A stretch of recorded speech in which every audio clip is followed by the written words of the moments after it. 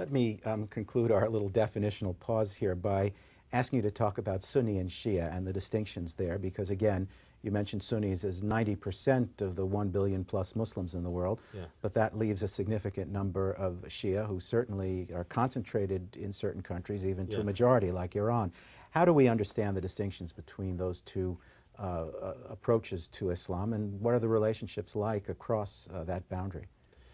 So the divide between Sunnism and Shiism is really the great divide in Islam. And it's a divide that is theological as well as legal.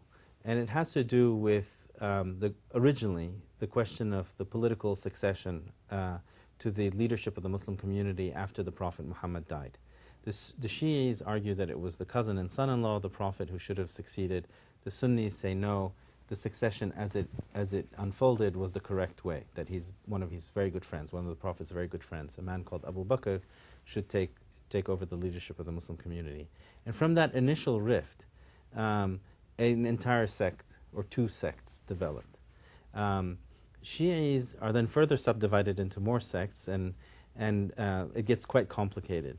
But Shi'is, by and large, some 10% of all Muslims, have a hierarchy of scholars to whom they defer and to whom they pay taxes.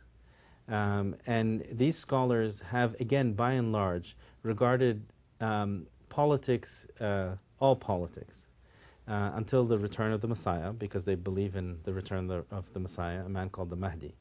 Until that time, all politics is corrupt and is, to a greater or lesser extent, unrighteous, and so Shias shouldn't really get involved in that form of politics. And that's why we see in Iraq, for instance, today, the great Ayatollah of Iraq, a man called Sistani, will not engage in open politics at all.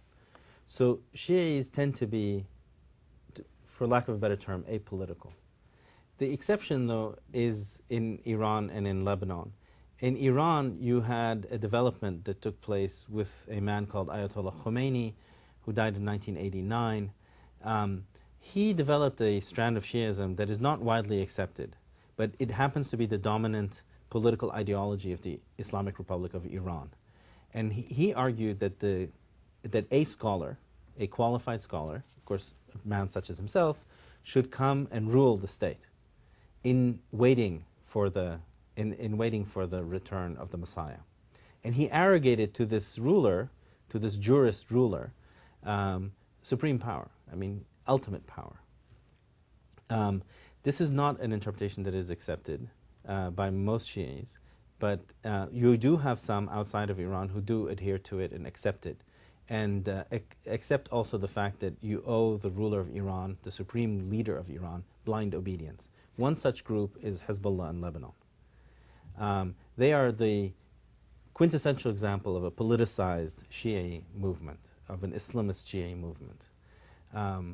But again, I think most Shias are not mobilized along Islamist ideologies, and traditionally, in fact, have been leftists and nationalists by inclination in Iraq and elsewhere. In returning to the question of al-Qaeda, I think we just should remember that al-Qaeda is a Sunni group, yes, and has had very harsh things, to say the least, about Shia. And so those relationships are far from peaceful. And right. In fact, Shia have been targeted by al-Qaeda-like groups in different Muslim countries. That's right. The strain in al-Qaeda that is Salafi, that is like the Wahhabis, tends to be very anti-Shia. And we've seen it in Iraq, where they attack and vilify and excoriate, anathemize Shias and kill them, regard them as non-Muslims and legitimate targets of attack. But there is also a strain within al-Qaeda which is represented more by the Muslim Brotherhood tradition, or legacy of the Muslim Brotherhood, which in fact is not anti-Shia. So the Muslim Brotherhood historically has not been anti-Shia. In fact, the Muslim Brotherhood has tried to paper over the differences between Shias and Sunnis. And so embedded within al-Qaeda is at least the potential for a more ecumenical, a more tolerant version of Sunni-Shia relations, but it's not one that has dominated or trumped